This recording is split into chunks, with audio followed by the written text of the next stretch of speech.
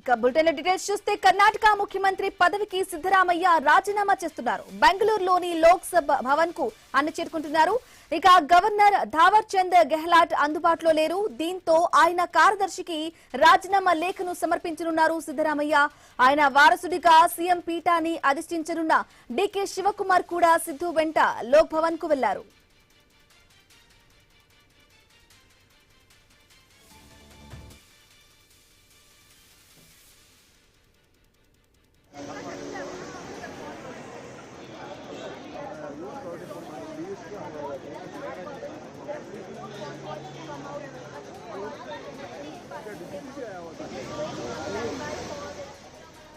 Right, ఇక breaking news చూస్తున్నాం. కర్ణాటక ముఖ్యమంత్రి పదవికి సిద్ధరామయ్య రాజీనామా చేస్తున్నారు. మనం ఐన్యూస్ స్క్రీన్ పై ఆ దృశ్యాన్ని క్లియర్ గా చూస్తున్నాం.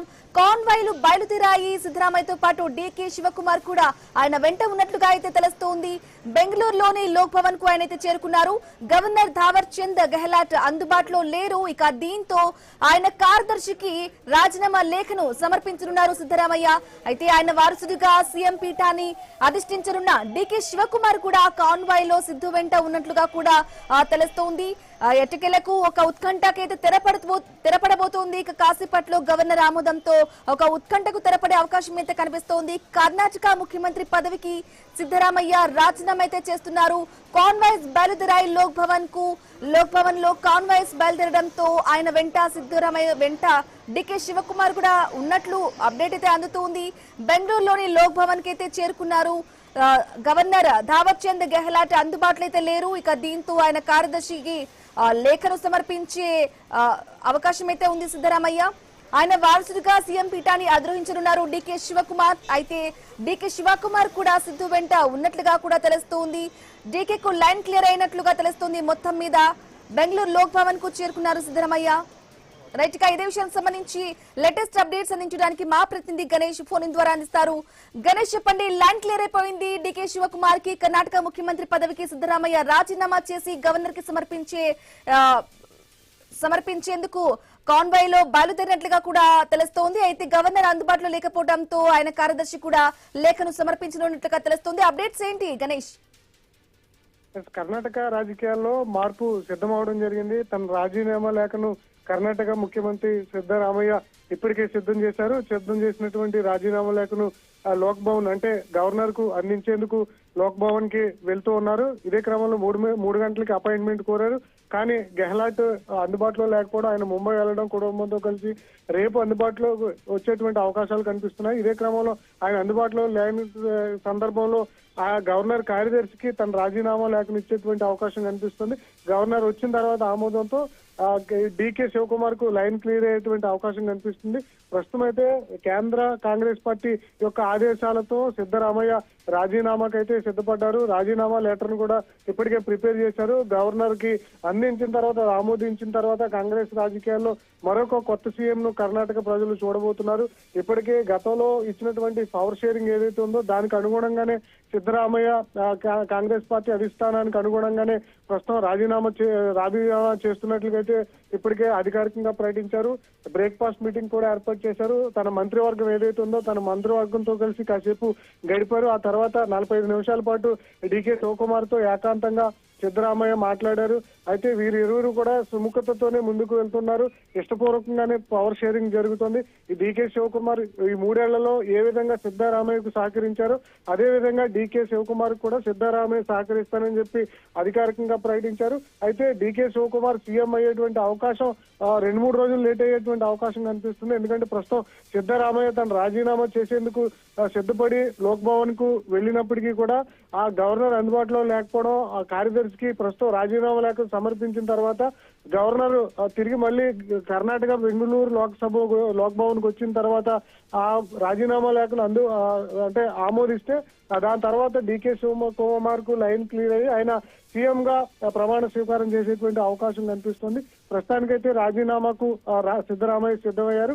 ప్రస్తుతం గవర్నర్ అందుబాటులో లేరు. కార్యదర్శికి ఈ రాజీనామా లేఖను అంటే అందించిన తర్వాత ఆయన తిరిగి వెనక్కి వస్తారు. తిరిగి మళ్ళీ రేపు ఉదయం ఇటు ఢిల్లీ వెళ్లేటువంటి అవకాశాలు కనిపిస్తున్నాయి.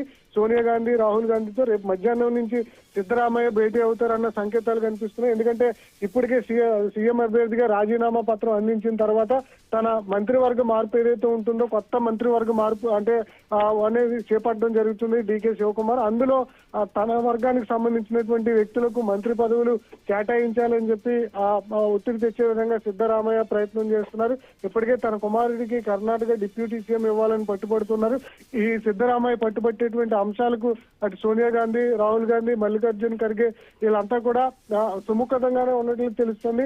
దానికి తోడు కొత్త పరిపాలన, కొత్త నాయకుడిని కాంగ్రెస్ పార్టీ కర్ణాటకలో చూడబోతుంది. డీకే శివకుమార్ అంటే మాస్ లీడర్, గతంలోనే ముఖ్యమంత్రిగా ఆ అవకాశం కాళ్ళదాకా వచ్చింది. కానీ సిద్ధరామయ్య తనకున్నటువంటి పట్టుతో గతంలో ముఖ్యమంత్రిగా చేసినటువంటి అనుమతితో గట్టి పట్టుపడడంతో కాంగ్రెస్ పార్టీ సిద్ధరామయ్యకు ముఖ్యమంత్రిగా అప్పుడు 2023 మే 20న అప్పుడు అందించడం జరిగింది.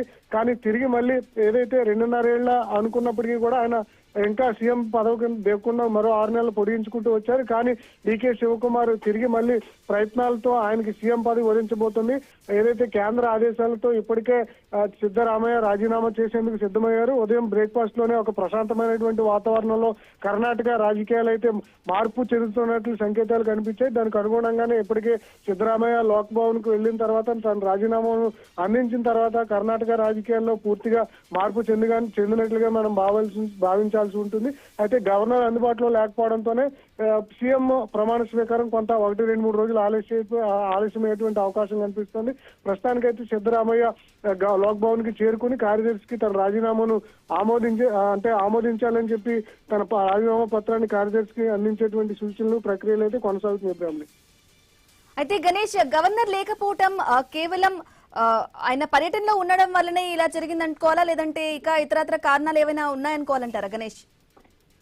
అంటే కర్ణాటక గవర్నర్ అందుబాటులో ఉంటే ఆయన రాజీనామాను వెంటనే ఆమోదించడం, ఆ తర్వాత డీకే శివకుమార్ ముఖ్యమంత్రి కొద్ది గంటల్లోనే జరిగేటువంటి ప్రక్రియ అంటే అవకాశం ఉండేది. కానీ ఆయన కుటుంబంతో కలిసి ముంబై వెళ్ళడం ఇదే క్రమంలో కొంత ఆలస్యం అవుతుంది. ఆయన తిరిగి ప్రయాణానికి ఇంకా టికెట్ కూడా బుక్ చేసుకోలేనట్లుగా తెలుస్తుంది గవర్నర్ కి సంబంధించి. ఆయన ఎప్పుడు గవర్నర్ టికెట్ బుక్ చేసుకుంటారో అప్పుడు పూర్తిగా క్లారిటీ వచ్చేటువంటి అవకాశం కనిపిస్తుంది. ఖచ్చితంగా సిద్ధరామయ్య తన ముఖ్యమంత్రి పదవిని ఇష్టపూర్వకంగానే రాజీనామా చేస్తుండడంతో గవర్నర్ కూడా ఇందులో మెలిపెట్టేటువంటి అవకాశాలు కనిపించట్లేదు. సిద్ధరామయ్య ఏదైతే ముఖ్యమంత్రి రాజీనామా పత్రాన్ని గవర్నర్ గెహ్లాట్ ఆమోదించేటువంటి అవకాశం కనిపిస్తుంది. కాంగ్రెస్ పార్టీ కర్ణాటకలో బలం ఉంది కాబట్టి ఇబ్బందులు ఉండేటువంటి అవకాశాలు ఎక్కడ కూడా కనిపించట్లేదు. పార్టీ నాయకత్వం మొత్తం కూడా డీకే శివకుమార్ కు అనుకూలంగా ఉండడంతో గణేష్, మనం ఐన్యూస్ స్క్రీన్ పై ఎక్స్క్లూజివ్ దృశ్యాలు చూస్తున్నాం. లోక్ భవన్ కు చేరుకున్నారు సిద్ధరామయ్య, అలాగే డీకే శివకుమార్ కూడా చేరుకున్నారు. అక్కడ మనం వారిని ప్రత్యక్షంగా అయితే చూస్తా ఉన్నాం. అయితే కొంత నాటకీయ పరిణామం అయితే చోటు చేసుకుంది. బ్రేక్ఫాస్ట్ మీటింగ్ లో సిద్ధరామయ్య కాలు మొక్కడం జరిగింది. డీకే శివకుమార్ ఆశీర్వాదం కూడా తీసుకున్నారు, ఆత్మీయ ఆలింగనం కూడా చేసుకున్నారు. అయితే ఇవాళ రాత్రి కూడా ఢిల్లీకి సిద్ధరామయ్య వెళ్ళినట్లుగా తెలుస్తోంది. సోనియా గాంధీ అలాగే రాహుల్ గాంధీతో సమావేశం కానున్నట్లుగా తెలుస్తోంది. గణేష్, దానికి సంబంధించిన అప్డేట్స్ ఏంటి? వాస్తవంగా కర్ణాటక రాజకీయాల్లో 2 వర్గాలుగా ఉంటాయి. సిద్ధరామయ్య వర్గం ఒకటి, డీకే శివకుమార్ వర్గం ఒకటి. వీరిద్దరూ కూడా అంటే బహిరంగంగానే కర్ణాటక ప్రజలకు దేశవ్యాప్తంగా కూడా తెలుసు, విభేదిస్తారు కొన్ని విషయాల్లో అని చెప్పి. పదవి విషయాల్లో కూడా ఇద్దరి మధ్య విభేదాలు ఉన్నాయి. కానీ కాంగ్రెస్ పార్టీ కేంద్ర అధిష్టానం వీరిద్దరిని సమన్వయపరచడంలో చాలా సక్సెస్ అయింది. ముఖ్యంగా విభేదాలు రాకుండా, గొడవలు పడకుండా, కర్ణాటక కాంగ్రెస్ లో అలజడి రాకుండా చాలా సింపుల్ గా ఈ విషయాన్ని తేల్చడం జరిగింది. ఇదే క్రమంలో మా ఇద్దరి మధ్య ఎలాంటి వివాదాలు లేవని చెప్పి ఉదయమే బ్రేక్ఫాస్ట్ లో చూపించారు. దానికి అనుగుణంగానే ఇప్పుడు రాజీనామా చేసేందుకు లోక్సభకు ఎదురుగా కూడా కలిసి వచ్చినటువంటి సందర్భంలో ఇబ్బంది లేకుండా కర్ణాటకలోనే ఈ ప్రక్రియ మొత్తం. Right Ganesh, thank you for the updates. Right గా సిద్ధరామయ్య మాట్లాడుతున్నారు. లైవ్ ద్వారా చూద్దాం.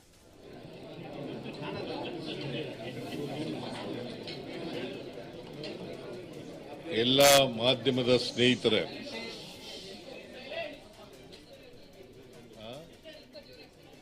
ಇನ್ನು ಜೋರಾಗಿ ಮೈಕ್ ಇಲ್ವಾ?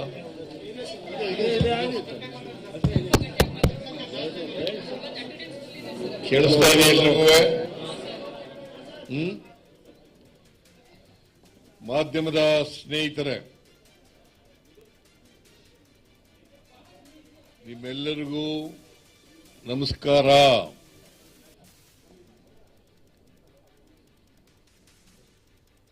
ನಾನು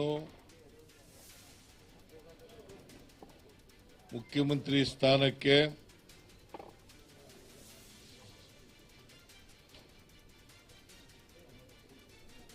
ರಾಜ್ಯಪಾಲರ ಭವನದಲ್ಲಿ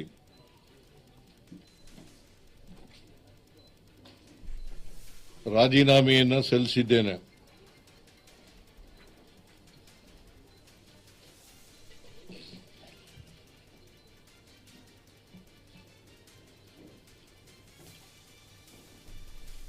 ರಾಜ್ಯಪಾಲರು ಊರಿನಲ್ಲಿಲ್ಲ, ಇವತ್ತು ರಾತ್ರಿ ಬರ್ತಾರೆ ಅಂತ ಹೇಳಿ ಅವರ ಕಚೇರಿನಲ್ಲಿ ತಿಳಿಸಿದರು.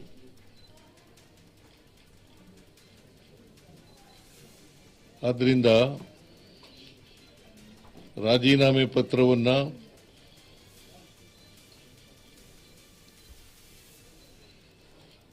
ಅವರ ಕಚೇರಿ, ಅವರ ಕಾರ್ಯದರ್ಶಿ, ಅವರ ಬಳಿ ಕೊಟ್ಟಿದ್ದೇನೆ.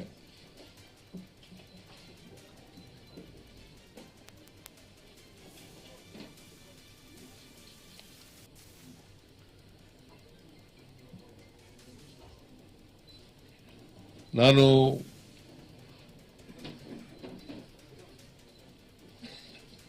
ಮೊದಲಿನಿಂದಲೂ ಹೇಳ್ತಿದ್ದೆ, ಅನೇಕ ಸಾರಿ ಹೇಳಿದ್ದೀನಿ ಮಾಧ್ಯಮದವರು ಮುಂದೆ ಮತ್ತೆ ಹೊರಗಡೆ,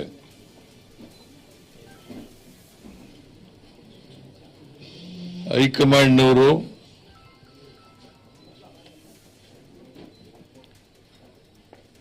ಯಾವಾಗ ಸೂಚಿಸ್ತಾರೆ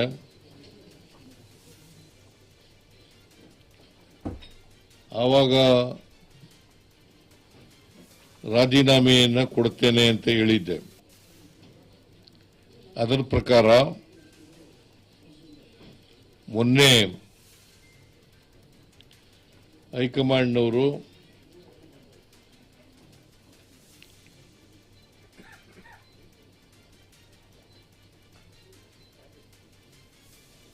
ರಾಜೀನಾಮೆ ಕೊಡಿ ಅಂತ ಹೇಳಿದ ಮೇಲೆ ನಾನು ನಾಳಿದ್ದು ರಾಜೀನಾಮೆ ಕೊಡ್ತೀನಿ ಅಂತ ಹೇಳಿದೆ. ಅಂದ್ರೆ ಈ ಒಂದು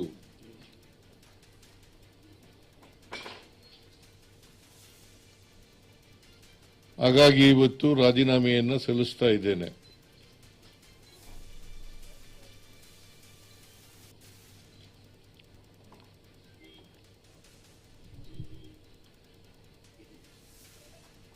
ರಾಜ್ಯಪಾಲರು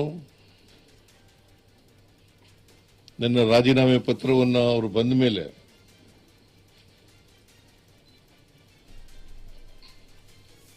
ಅಂಗೀಕಾರ ಮಾಡ್ತಾರೆ ಅಂತೇಳಿ ಸಂಪೂರ್ಣ ವಿಶ್ವಾಸ ಇದೆ. ಯಾಕಂದ್ರೆ ಸಂವಿಧಾನದ ಪ್ರಕಾರ ಮಾಡಲೇಬೇಕು.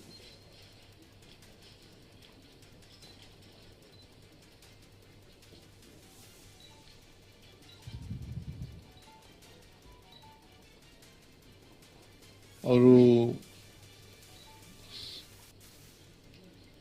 ಪ್ರೊಸೀಜರ್ ಏನ್ ಮಾಡ್ತಾರೆ ಅದು ಅವರಿಗೆ ಬಿಟ್ಟದ್ದು.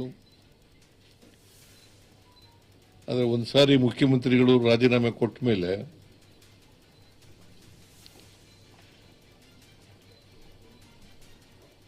ಅಂಗೀಕಾರ ಮಾಡಿ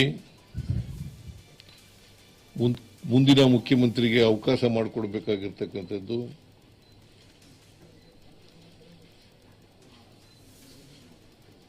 ಅವರ ಜವಾಬ್ದಾರಿ.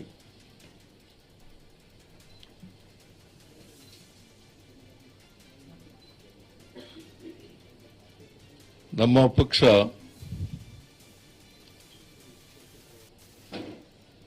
ನೂರ 35+1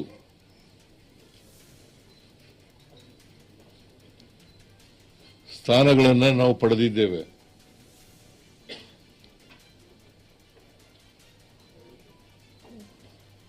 ಜೊತೆಯಲ್ಲಿ ಇಬ್ಬರು ಇಂಡಿಪೆಂಡೆಂಟ್ಸ್ ಕೂಡ ನಮ್ಮ ಸರ್ಕಾರಕ್ಕೆ ಬೆಂಬಲವನ್ನು ವ್ಯಕ್ತ ಮಾಡಿದ್ದಾರೆ.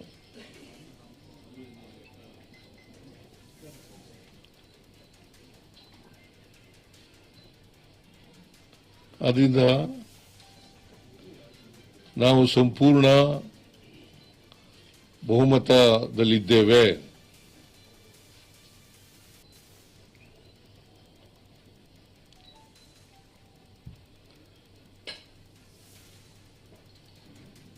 ಅದರಿಂದ ಮುಂದಿನ ಮುಖ್ಯಮಂತ್ರಿಗೆ ಅವಕಾಶ ಮಾಡಿಕೊಡಬೇಕಾಗಿರ್ತಕ್ಕಂಥದ್ದು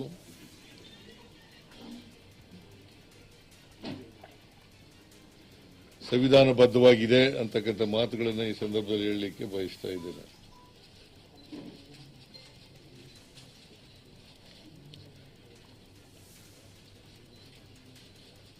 ಕರ್ನಾಟಕದ ಮೇರು ನಟ ರಾಜ್ಕುಮಾರ್ ಅವರು ಅಭಿಮಾನಿ ದೇವರು ಅಂತ ಕರೀತಾ ಇದ್ರು.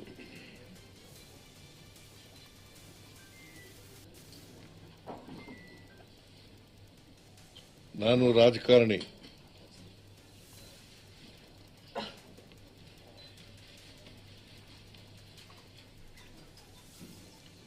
ನಾನು ಸಂವಿಧಾನನೇ ನಮ್ಮ ಧರ್ಮ ಅಂತ ತಿಳ್ಕೊಂಡಿರ್ತಕ್ಕಂಥವನು.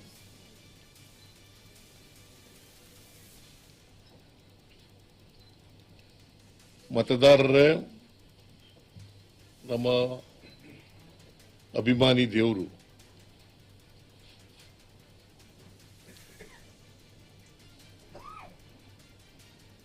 ಕನ್ನಡ ನಾಡಿನ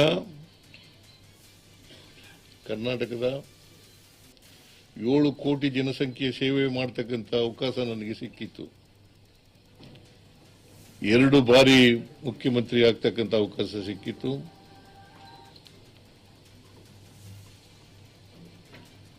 ಎರಡು ಬಾರಿ ವಿರೋಧ ಪಕ್ಷದ ನಾಯಕನಾಗ್ತಕ್ಕಂಥ ಅವಕಾಶ ಸಿಕ್ಕಿತ್ತು.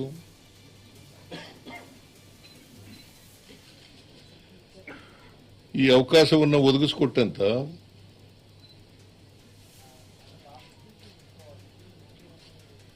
ಸೋನಿಯಾ ಗಾಂಧಿ ಅವರಿಗೆ,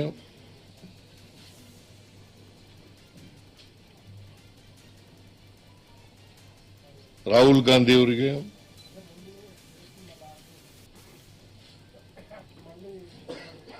ನಮ್ಮ ಅಧ್ಯಕ್ಷರಾದಂಥ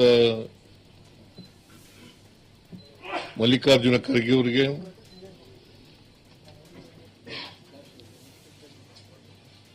ಈ ಸಂದರ್ಭದಲ್ಲಿ ಅಪಾರವಾದಂಥ ಧನ್ಯವಾದಗಳನ್ನು ಅವರಿಗೆ ತಿಳಿಸ್ತಕ್ಕಂಥ ಕೆಲಸವನ್ನು ಮಾಡ್ತೇನೆ.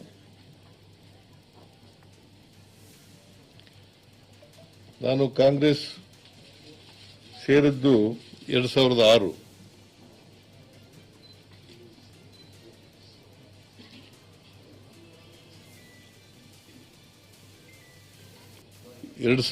ರಿಂದ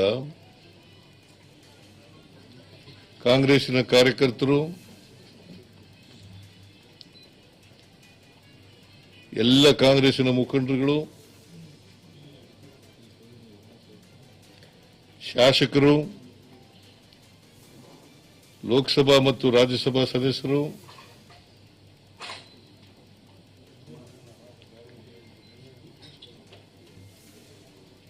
ನನಗೆ ಪ್ರೀತಿಯನ್ನು ತೋರಿಸಿದ್ದಾರೆ, ಅವಕಾಶವನ್ನು ಕಲ್ಪಿಸಿಕೊಟ್ಟಿದ್ದಾರೆ.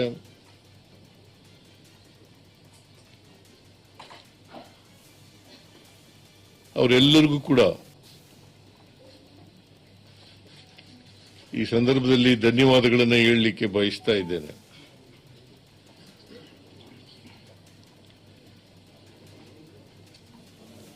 ನಾನು 2 ಸಾರಿ ಮುಖ್ಯಮಂತ್ರಿ ಆಗಿರುವಾಗ 2023 ರಿಂದ 18ರವರೆಗೆ ಮೊದಲನೇ ಸಾರಿ, 2013 ರಿಂದ 18ರವರೆಗೆ, ಆಮೇಲೆ 23 ರಿಂದ ಇಲ್ಲಿವರೆಗೆ,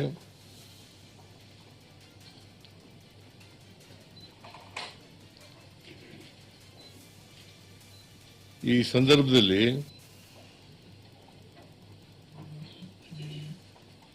ನನ್ನ ಜೊತೆ ಕೆಲಸ ಮಾಡಿದಂಥ ನನ್ನ ಸಹೋದ್ಯೋಗಿಗಳು,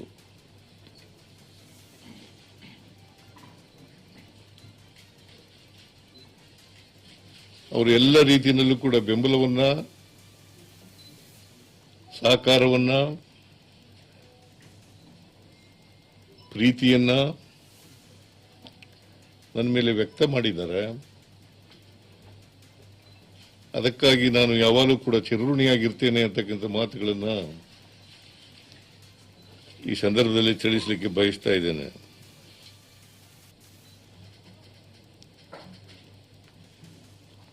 ನಾನು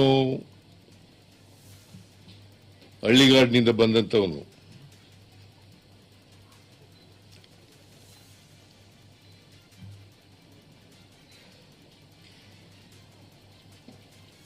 ನಾನು ಮುಂದೊಂದು ದಿನ ಶಾಸಕನಾಗ್ತೇನೆ, ಮಂತ್ರಿ ಆಗ್ತೇನೆ, ಮುಖ್ಯಮಂತ್ರಿ ಆಗ್ತೇನೆ, ವಿರೋಧ ಪಕ್ಷದ ನಾಯಕನಾಗ್ತೇನೆ ಅಂತಕ್ಕಂಥ ಕನಸು ಕಂಡಿರಲಿಲ್ಲ.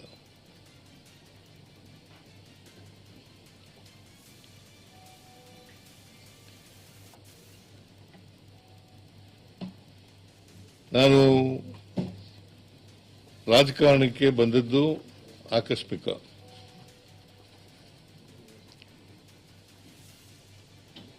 ಯಾಕಂದ್ರೆ ನಮ್ಮ ಕುಟುಂಬದವರು ಯಾರು ಕೂಡ ರಾಜಕಾರಣದಲ್ಲಿ ಇರಲಿಲ್ಲ.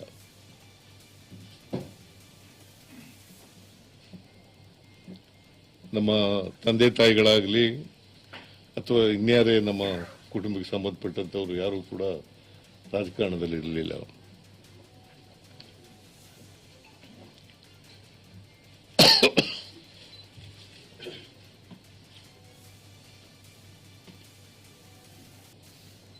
ನಾನು ಮೊದಲಿನಿಂದಲೂ ಕೂಡ ರಾಜಕಾರಣಕ್ಕೆ ಬಂದಂದಿನಿಂದ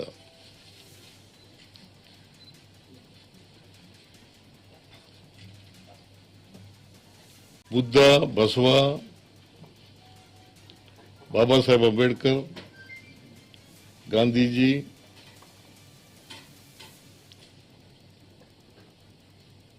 ಇವರ ತತ್ವಾದರ್ಶಗಳಲ್ಲಿ ನಂಬಿಕೆ ಇಟ್ಕೊಂಡಿದ್ದಂಥವನು.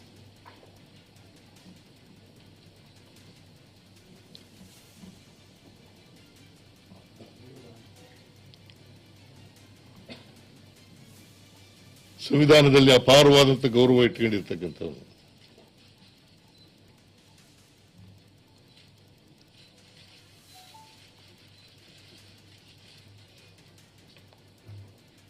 ಎಲ್ಲ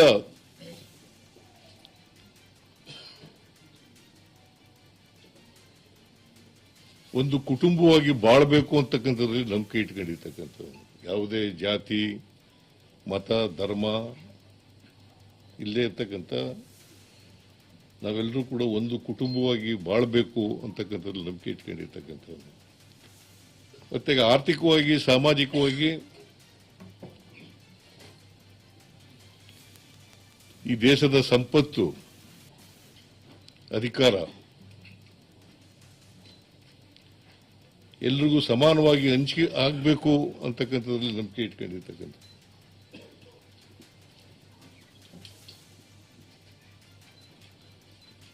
ಅದಕ್ಕಾಗಿಯೇ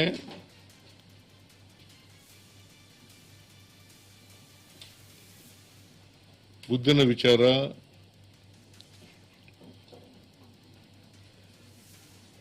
ಬಸವಣ್ಣವರ ವಿಚಾರ, ಗಾಂಧೀಜಿಯವರ ವಿಚಾರ, ಬಾಬಾ ಸಾಹೇಬ್ ಅಂಬೇಡ್ಕರ್ ಅವರ ವಿಚಾರ,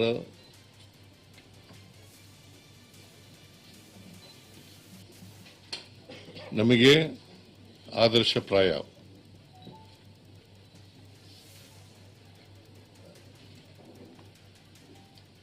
ಇಡೀ ಸಮಾಜ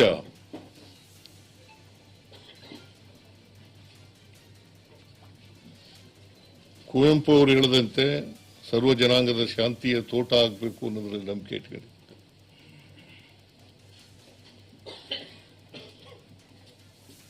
ಇಡೀ ಸಮಾಜ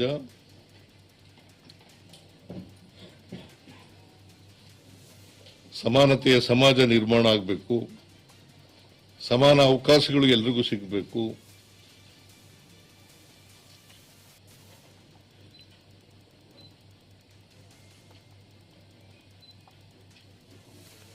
ಸಮಾನ ಅವಕಾಶಗಳು ಇಲ್ಲದೇ ಇರೋದ್ರಿಂದಲೇ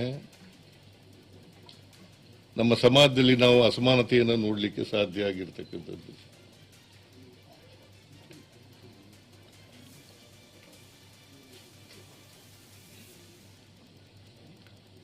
ಈ ಅಸಮಾನತೆ ತೊಲಗಬೇಕಾದ್ರೆ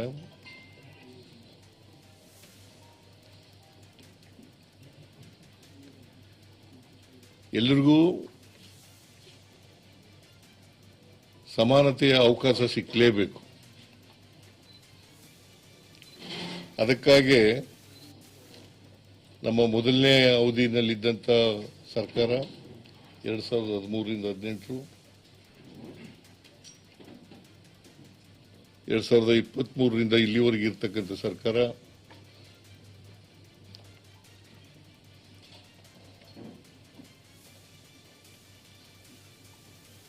ಸಮಾನ ಅವಕಾಶಗಳು ಸಮಾನತೆ ಬರಲಿಕ್ಕೆ ಪ್ರಯತ್ನಗಳನ್ನು ಮಾಡಿದ್ದೇವೆ. ಮತ್ತೆ ನಾವು ಏನು ಮ್ಯಾನಿಫೆಸ್ಟೋನಲ್ಲಿ ಹೇಳಿದ್ದೋ ಆ ಮ್ಯಾನಿಫೆಸ್ಟೋನಲ್ಲಿ ಹೇಳಿರ್ತಕ್ಕಂಥ ಭರವಸೆಗಳು ಅವುಗಳನ್ನು ಜಾರಿ ಮಾಡತಕ್ಕಂಥ ಪ್ರಾಮಾಣಿಕ ಪ್ರಯತ್ನವನ್ನು ಮಾಡಿದ್ದೇವೆ.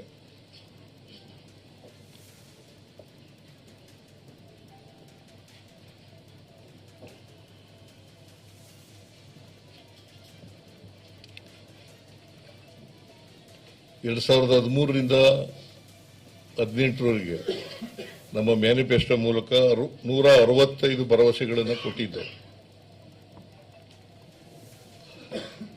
ಆ ಭರವಸೆಗಳಲ್ಲಿ 158 ಭರವಸೆಗಳನ್ನು ಈಡೇರಿಸಿದ್ದೇವೆ.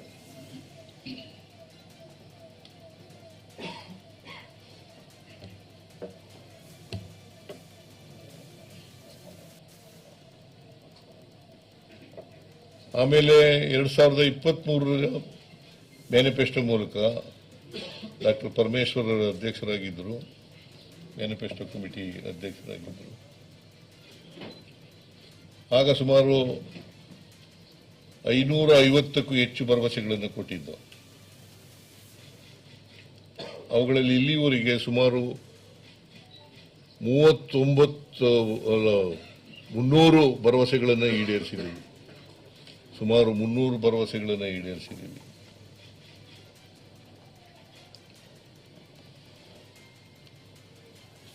ಇದ್ರ ಜೊತೆಗೆ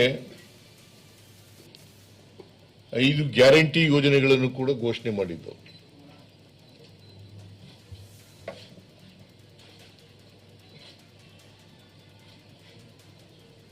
ಈ 5 ಗ್ಯಾರಂಟಿ ಯೋಜನೆಗಳನ್ನು ಕೂಡ ಮೊದಲನೇ ವರ್ಷವೇ ಈಡೇರಿಸಿದ್ದೀವಿ. ಇಲ್ಲಿವರೆಗೆ ಸುಮಾರು 1,40,000 ಕೋಟಿಗೂ ಹೆಚ್ಚು ಹಣವನ್ನು ಈ ಗ್ಯಾರಂಟಿ ಯೋಜನೆಗಳಿಗೆ ಖರ್ಚು ಮಾಡಿದ್ದೀವಿ.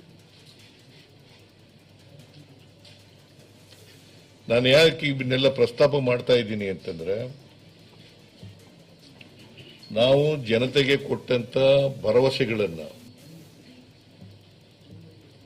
ಕೊಟ್ಟಂತ ವಚನವನ್ನ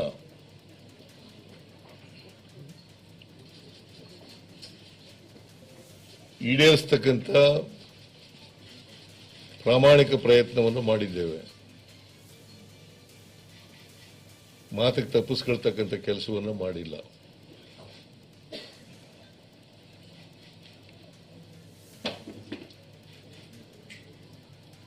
ಇದು ನನಗೆ ಮತ್ತು ನಮ್ಮ ಪಕ್ಷಕ್ಕೆ ಸಂತೃಪ್ತಿಯನ್ನ ಕೊಟ್ಟಿರ್ತಕ್ಕಂಥ ವಿಚಾರ ಅಂತಕ್ಕಂಥದ್ದನ್ನು ತಮಗೆ ತಿಳಿಸಲಿಕ್ಕೆ ಬಯಸ್ತಾ ಇದ್ದೇನೆ.